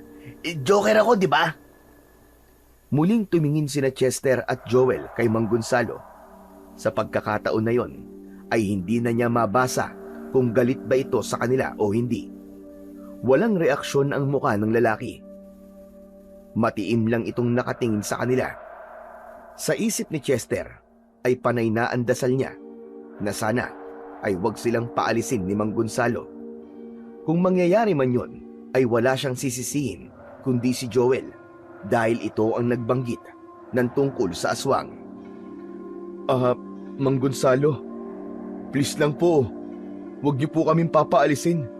Mamayang umaga po kapag maliwanag na po at kahit malakas pa rin po ang ulan, ay aalis na po kami. Wag lang po ngayong madilim pa. Ang totoo po kasi niyan natatakot po kami na baka may iba pang aswang dito sa gubat na ito maliban dun sa nakalaban ko. Teka, yung aswang na sinasabi mong nakalaban mo, ano ang pangalan niya? Sa pagkakaalala ko po, Juban po ang pangalan niya. Tapos siguro po kaedad lang po namin siya. Nako, Mang Gonzalo, kung nakita nyo lang kung paano nilabanan ni Chester yung Juban na aswang na yon, nako, ginamit niya yung mutya ng apoy para patayin niya yung aswang. Ano ka mo? Pinatay mo si Juban? Teka, bakit po? Kilala niyo po ba siya? Nakatulalang umiling si Gonzalo. Halatang sa sandaling yon ay hindi pa rin mabasa ni Chester ang emosyon nito. Hindi. Hindi ko siya kilala. Ngayon ko lang din narinig ang pangalan na yan. Matapos yun, ay isang mahabang katahimikan ang namayani sa kanilang tatlo. Walang ibang ingay na naririnig si Chester, kundi ang malakas na buhos ng ulan sa labas. Hindi niya maintindihan kung bakit bigla siyang naging tensyonado. Nagpaalam siya na iinom muna siya ng tubig. Si Gonzalo naman ay lumabas nang hindi sinabi kung ano ang gagawin nito sa labas. Nagpunta si Chester sa kusina. Kumuha siya ng baso at naglagay ng tubig mula sa water jug. Matapos niyang uminom, ay napansin niyang bahagyang nakabukas ang kwarto ni Mang Gonzalo. Lalagpasan lang niya sana yon, pero tila may boses sa loob ng utak niya na nagsasabing pumasok siya sa kwartong yon.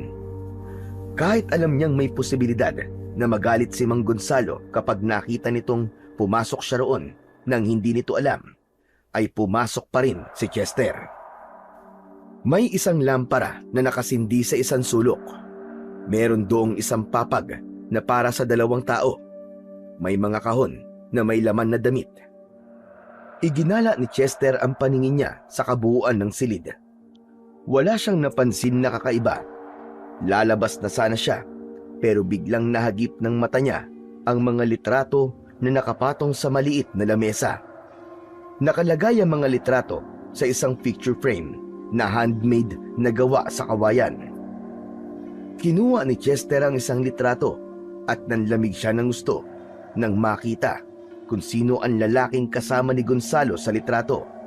Walang iba kundi si Jovan, ang aswang na pinatay niya kanina.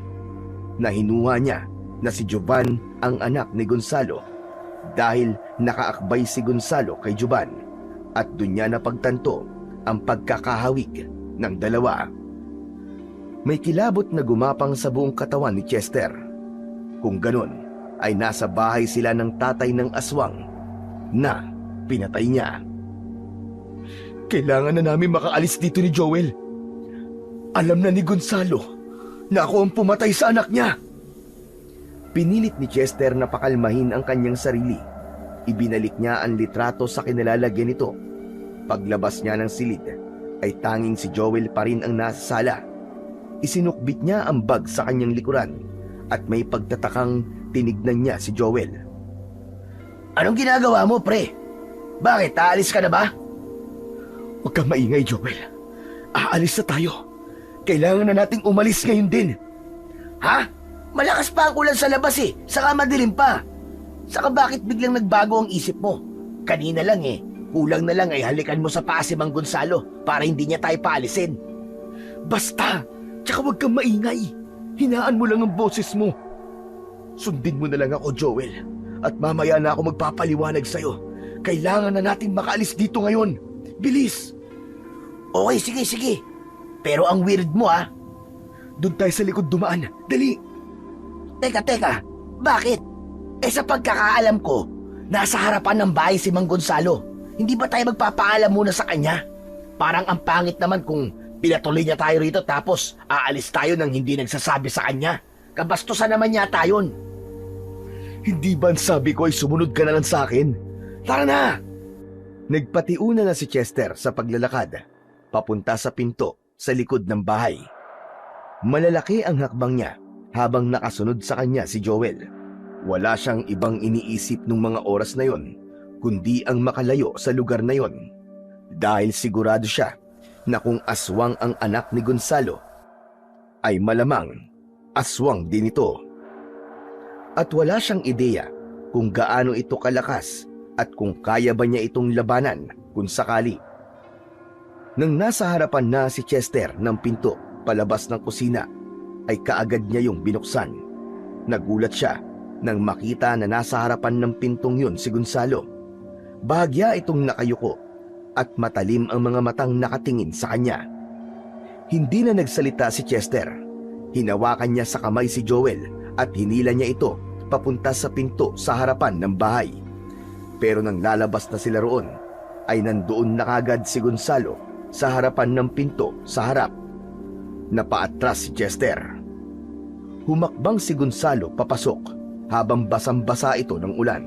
Matalim ang mga mata nitong nakatuon lamang kay Chester. Aba, Mang Gonzalo, ang bilis niyo naman po.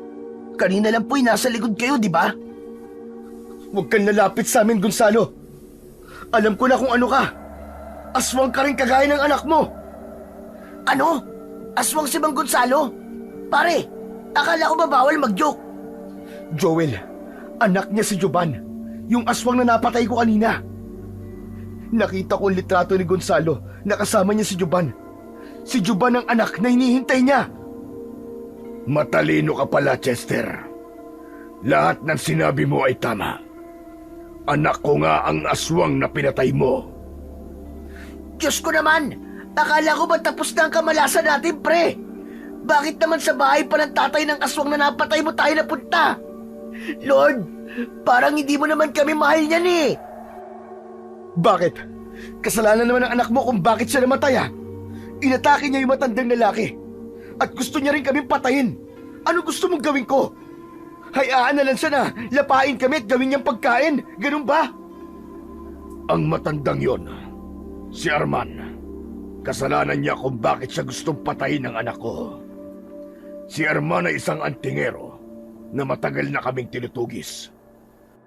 Kung hinahayaan lang niya sana kami, hindi niya sasapitin ang kamatayan niya. Ngayon, kayong dalawa naman ang papatayin ko bilang pag-iiganti sa pagpatay niyo sa nag-iisa kong anak. Mang Gonzalo, ikinalulungkot ko na nawalan ka ng anak. Pero kung hindi niya sana kami balak patayin, ay hindi ko rin siya papatayin. Sana maintindihan mo na ipinagtanggol ko lang ang sarili namin. At kung gusto mo rin kami patayin, ipinapaalala ko lang sa'yo na nasa akin ang mutya ng apoy na siyang ginamit ko para patayin ang anak mong aswang. Hindi na nagsalita si Gonzalo. Nalukot ang mukha nito na para bang may kung anong masakit dito. Hanggang sa isang iglap ay nag-anyong aswang na ito sa kanilang harapan. Mas malaki ito kumpara sa unang aswang na kanilang nakaharap. Malakas na napasigaw si Joel. Nang mapatingin si Chester sa kaibigan, ay napansin niya na nagkakandaduling ito at mukhang hihimatay na nang dahil sa labis na takot. Pero bago pa ito bumagsak sa sahig, ay malakas niya itong sinampal. Kaya agad na bumalik ang ulirat ni Joel dahil sa ginawang yon ni Chester. Anak nang, bakit mo ako sinampal, pre? Ang sakit nun ah! Dahil hindi ito ang oras para mawalan ka ng malay. Dali mo! Kunin mo sa bag ko yung torch! Agad naman na sumunod si Joel. Mabilis nitong binuksan ng bag na nasa likod ni Chester.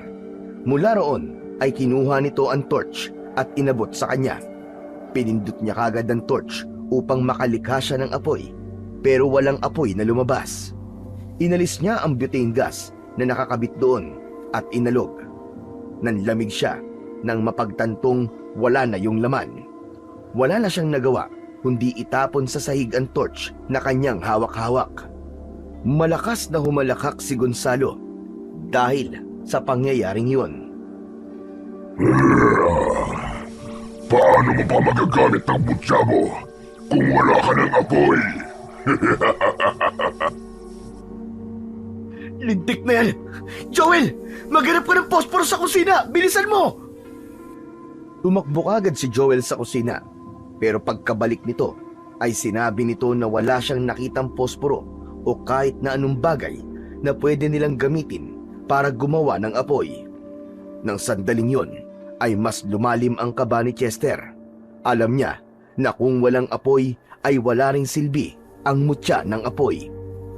Biglang sumugod ang aswang kay Chester habang ang mga kuko nito ay nakaumang sa kanya. Mabilis na kumilos si Chester.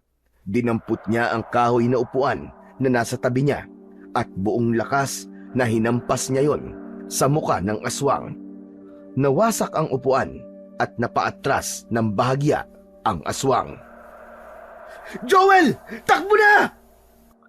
Walang lingon-lingon na tumakbo si Chester papunta sa likod ng bahay habang kasunod naman niya si Joel. Inalis na niya ang bag sa likod niya at inihagis yun sa lupa upang mas makatakbo siya ng mas mabilis. Nang makalabas sila ay sinalubong sila ng malakas na ulan. Pumasok sila sa kagubatan at iniwasan ang mga puno na nasa kanilang harapan. Nang walang ano-ano'y, biglang nadulas si Joel at bumagsak ito sa putikan. Agad na binalikan ni Chester ang kanyang matalik na kaibigan. Nang tutulungan niya na ito upang tumayo, ay umiling ito. Sige na, pre! Iwan mo na ako rito! Hayaan mo na ako mamatay! Tumakbo ka na! Sige na! Huwag ka na nga magdrama! Tumayo ka na dyan! Gusto mo bang lapain ka ng aswang? Gusto mong kainin niya ang mga lamang loob mo, ha? Biglang nanlaki ang mga mata ni Joel. Sa takot at depresyon ay bigla itong tumayo at halos madulas ulit ito sa pagmamadali. Muli silang tumakbo habang naririnig nila ang malalakas na yabag ng aswang na nakasunod pa rin sa kanila.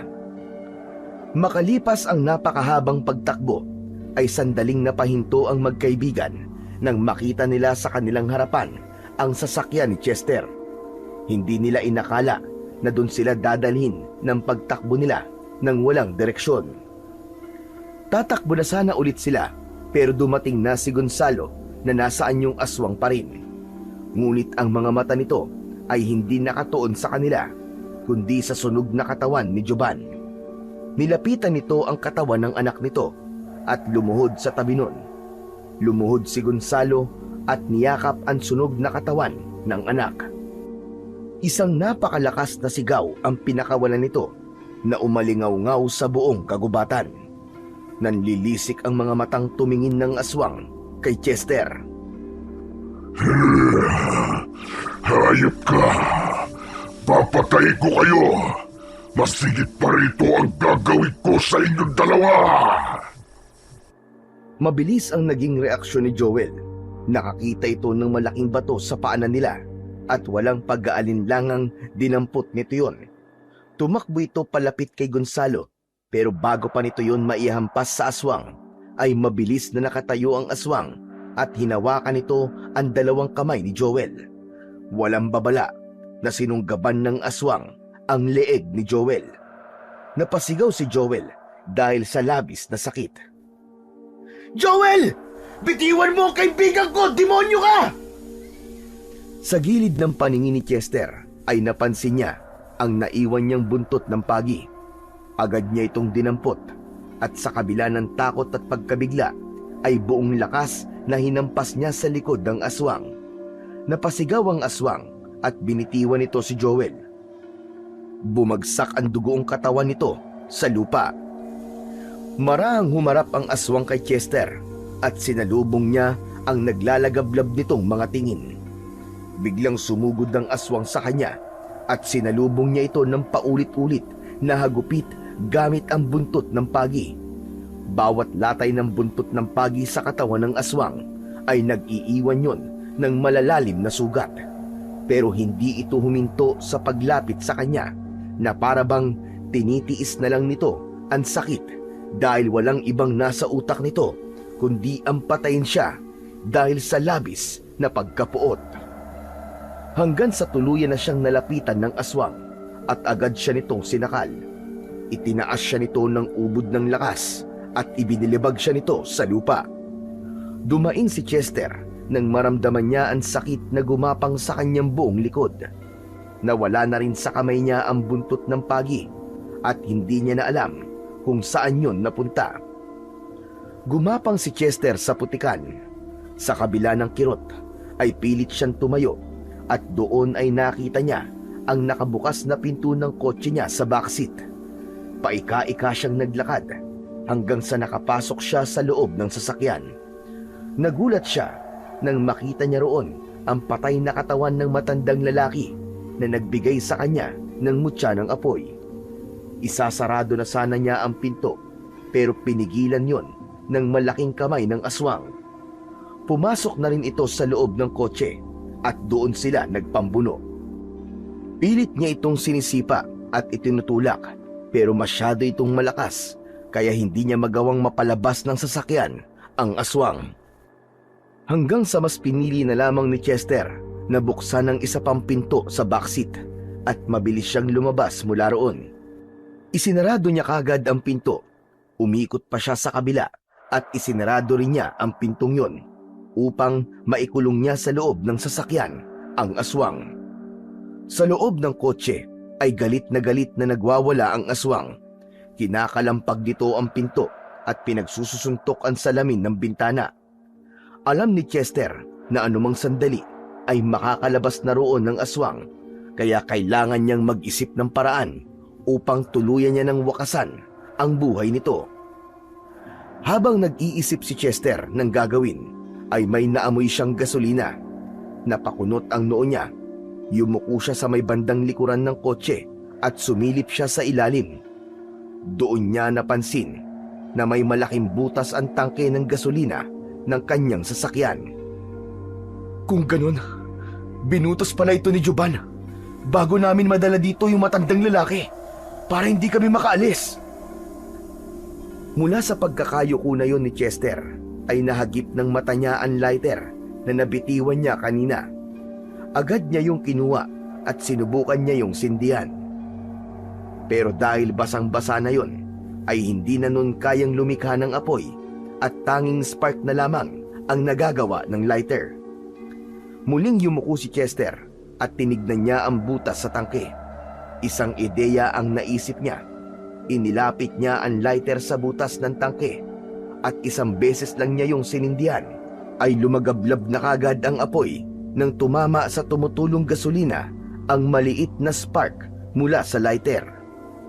Kumalat ang apoy mula sa ilalim ng sasakyan at gumapang yun hanggang sa loob. Tumayo si Chester at hinawakan niya ang mutya ng apoy at kinontrol niya ang apoy at mas pinalakas niya yon hanggang sa tuluyan ng nilamon ng apoy ang buong sasakyan. Sa tindi ng apoy ay hindi yun nagawang apulahin ng malakas na ulan. Sa loob ng kotse ay panay naman ang sigaw ng aswang. Patuloy ito sa pagwawala, ngunit makalipas lamang ang ilang minuto ay nilamon na ng apoy ang sigaw nito at wala na ring nakitang paggalaw si Chester sa loob ng kanyang sasakyan. Ilang minuto pang pinaglagablab ni Chester ang apoy bago niya yun inutusan na mawala. Nang mawala na ang apoy na lumalamon sa kanyang sasakyan, ay sumilip siya sa loob at doon niya nakita ang sunog na katawan ng aswang. Dahan-dahang inalis ni Chester ang kamay niya mula sa mutya. Isang malalim na paghinga ang pinakawalan niya at nagpasalamat siya sa Puong May Kapal dahil nagawa niyang magtagumpay sa laban na yon kontra sa aswang na si Gonzalo. Ngunit ang kasiyahan ni Chester ay nawala na parang apoy na binuhusan ng tubig nang makita niya ang nakahandusay na katawan ni Joel. Nilapitan niya ito at lumuhod siya sa tabi ng kanyang kaibigan. Joel!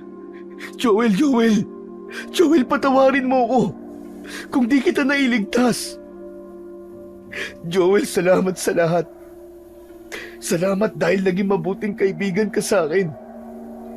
Hindi kita makakalimutan. Ibubuhos na sana ni Chester ang kanyang damdamin sa pag-iyak nang bigla siyang matigilan dahil biglang bumukas ang mga mata ni Joel. Hoy, sira ulo! Buhay pa ako! Huwag mo nga muna akong iyakan! Anak nang, buhay ka pa? Akala ko patay ka ni. Paano ka nabuhay? Umupo muna si Joel at hinawakan nito ang dumudugo nitong leeg. Sa tingin ko pare, dahil sa mga suot kong gintong kwintas, dito tumama yung mga ngipin ng aswang na yon, kaya hindi ganun kalalim ang naging sugat ko. Anak nang, akala ko talaga patay ka na kanina eh. Akala ko nga rin eh, pero wala eh. Masamang damo nga yata tayo, kasi buhay pa rin tayong dalawa hanggang ngayon. Tinulungan ni Chester na makatayo ang kaibigan si Joel at nagdesisyon na silang umalis. Pero biglang lumapit si Joel sa sasakyan at inalis nito ang plate number sa harapan at likuran ng sasakyan ni Chester. Oh, bakit mo inalis yan? Remembrance? Pwede rin, pero kailangan walang makaalam na sayo ang sasakyan na ito. Malay mo, may makakita nito dito, tapos magkaroon ng investigasyon. Sa tingin mo ba, may maniniwala sa atin kapag sinabi nating aswang ang tinusta mo sa loob ng sasakyan mo? Oo nga no, Sa bagay may point ka pare. Matalino ka pala. Hehehe, sira ulo. Matapos yon, ay tuluyan nang umalis sina Chester at Joel sa lugar na yon. Tinaak nila ang daan kung saan sila dumaan nang pumunta sila sa lawa. Sa kabila ng hindi magandang pangyayari na naranasan nila, ay nagpapasalamat pa rin si Chester na buhay siya at ang kanyang matalik na kaibigan. Sa wakas, ay narating na ni Chester at Joel ang kalsada. Mula roon ay isang sasakyan ang huminto upang tulungan silang madala sa ospital. Sinabi na lang nila na inatake sila ng mababangis na hayop sa isang gubat, ngunit ibang lugar ang sinabi nila. Nang makalabas na sila ng ospital, ay binalikan nila ang kanilang mga gamit sa camping site. Kinuha nila ang mga yon at saka sila tuluyang umuwi sa kani-kanilang bahay. Pinili ni Chester na maging lihim ang naranasan nila sa gubat na yon dahil alam nilang walang maniniwala sa kanila ni isa. Natuloy rin ang plano nilang pagtatayo ng tapsilugan at laking tuwa nila dahil araw-araw yung dinadagsa ng mga tao. Alam ni Chester sa sarili niya na hindi lang basta kapangyarihang makontrol ang apoy ang ibinigay sa kanya ng kanyang mutya, kundi pati na rin ang swerte sa buhay at negosyo. At wala nang ibang mahihiling pa si Chester sa ngayon dahil kahit bigo siya sa pag-ibig, ay pinagkalooban naman siya ng mapagmahal na mga magulang at isang namumukod tanging kaibigan na kasama niya sa hirap at ginhawa.